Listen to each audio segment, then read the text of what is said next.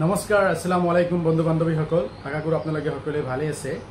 আজি আপোনালোকৰ কাৰণে আৰু এটা নতুন ভিডিঅ' লৈ আহিছোঁ।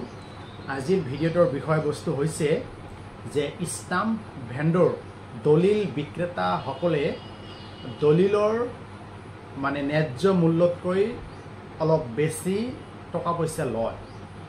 যদি আপোনালোকৰ ওচৰৰ ষ্টাম্প ভেণ্ডৰ অথবা দলিল বিক্ৰেতাই যদি আপোনাৰ পৰা অতিৰিক্ত টকা খোজে তেনেহলে আপুনি কি কৰিব পাৰিব আৰু এই সংক্ৰান্তত আইনী পৰামৰ্শবোৰ কি আৰু এই সংক্ৰান্তত অনাৰেবল মানে সুপ্ৰিম কোৰ্ট অফ ইণ্ডিয়াই এটা জাজমেণ্ট দিছে। সেই জাজমেণ্টটো আপোনালোকক অৱগত কৰিবৰ কাৰণে এই ভিডিঅ'টো বনাইছোঁ।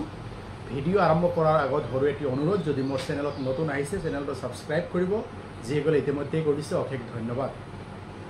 মই ইয়াতে অনাৰেবল সুপ্ৰিম কোৰ্টৰ পৰা এটা জাজমেণ্ট মই পঢ়িছোঁ আৰু সেই জাজমেণ্টৰ কথা ইয়াত অৱগত কৰিবলৈ ওলাইছোঁ।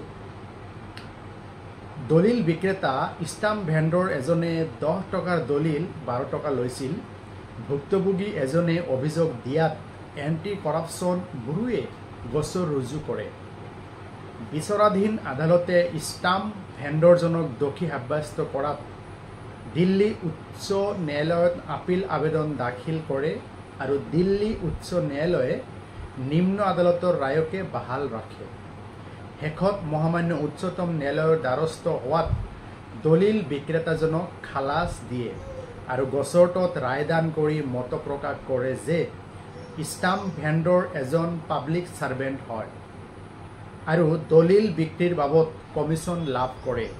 সেয়ে ষ্টাম্প ভেণ্ডৰ এজনে দলিল বিক্ৰীৰ বাবদ অতিৰিক্ত টকা ল'লে the prevention of corruption act অধীনত গোচৰ ৰুজু কৰিব পাৰি।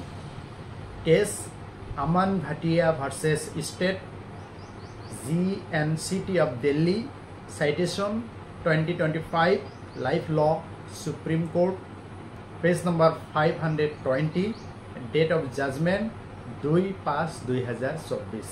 গতিকে এই জাজমেণ্টৰ জৰিয়তে বুজা গ'ল যে ষ্টাম্প ভেণ্ডৰ বা দলিল বিক্ৰেতা এজনে যদি আপোনাৰ পৰা ন্যায্য মূল্যতকৈ যদি বেছি টকা লয় তেতিয়াহ'লে এণ্টি কৰাপশ্যনত আপোনালোকে অভিযোগ দিব পাৰে আৰু এণ্টি কৰাপশ্যনে বিচাৰিলে তদন্তৰ জৰিয়তে সেই ষ্টাম্প ভেণ্ডৰজনৰ বিৰুদ্ধে বিহিত ব্যৱস্থা ল'ব পাৰিব। যদি ভিডিঅ'টো ভাল লাগে লাইক, কমেণ্ট আৰু শ্বেয়াৰ কৰিব। ধন্যবাদ।